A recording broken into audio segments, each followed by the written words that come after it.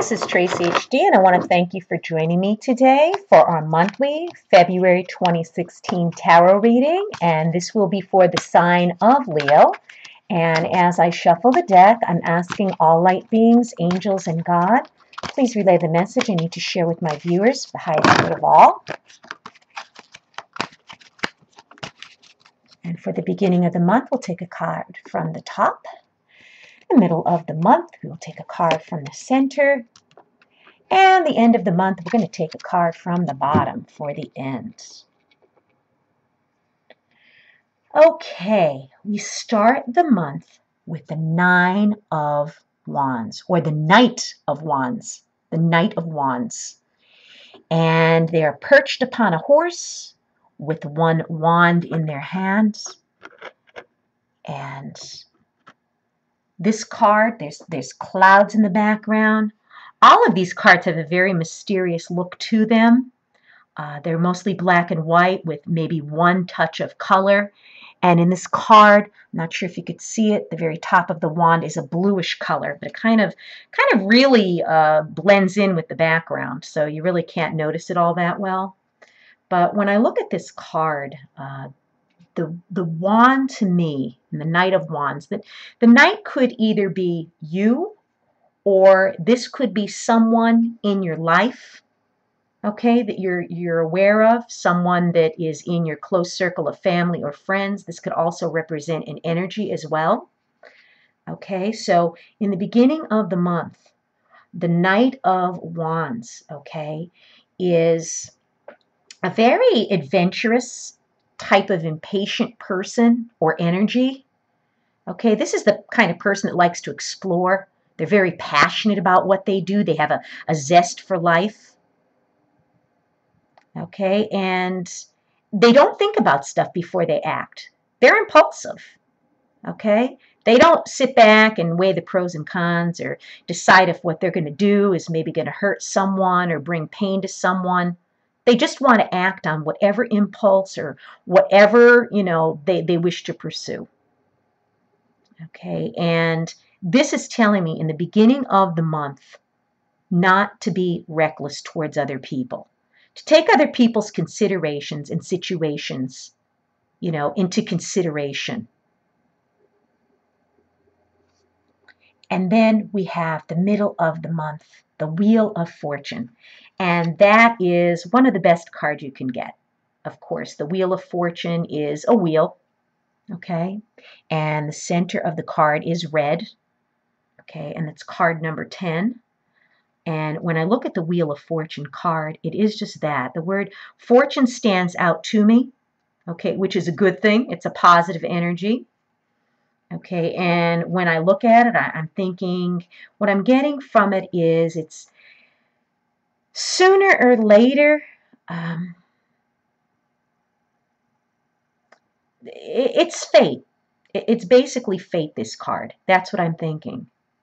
Fateful things, could basically happen to us. It's just like a wheel. What's on top goes to the bottom. What's on the bottom eventually comes up to the top.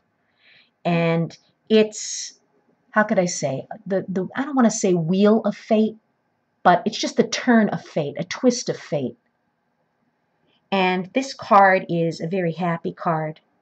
And it gives you a sense of feeling safe. It gives you a feeling that your needs were met in the middle of the month. Okay, and the Wheel of Fortune tells us to learn to deal with all the insecurities and necessities of life's ups and downs in a positive way. And that's what it is. The wheel, like I said, goes round and round. Whatever is on the bottom will end up on the top, and the top will eventually on the bottom. It's a constant change, okay, constant spinning of things, that we've got to take the good with the bad. Let's put it that way. If we take the good with the bad, and if we're aware of the good times and everything that we have to be grateful for, enjoy this moment. That's what I'm thinking, that, things could change in a moment. But when we have bad things happen, it makes the good things so much more rewarding. Okay, and this is basically, the Wheel of Fate. Okay, and just taking the good with the bad. Okay, and that we can't control things that are going to happen in our life. That's what I'm getting to. What goes up must come down. We've got good times, we've got bad times, basically going with the flow of this wheel and accepting the fact that sometimes we're on the top, sometimes we're going to be on the bottom. And then the last card is the Death card. And it's a scary card. There's a woman laying there in this gown, and her face is very pale. And when I look at this card, you're thinking death. This does not mean a physical death, okay?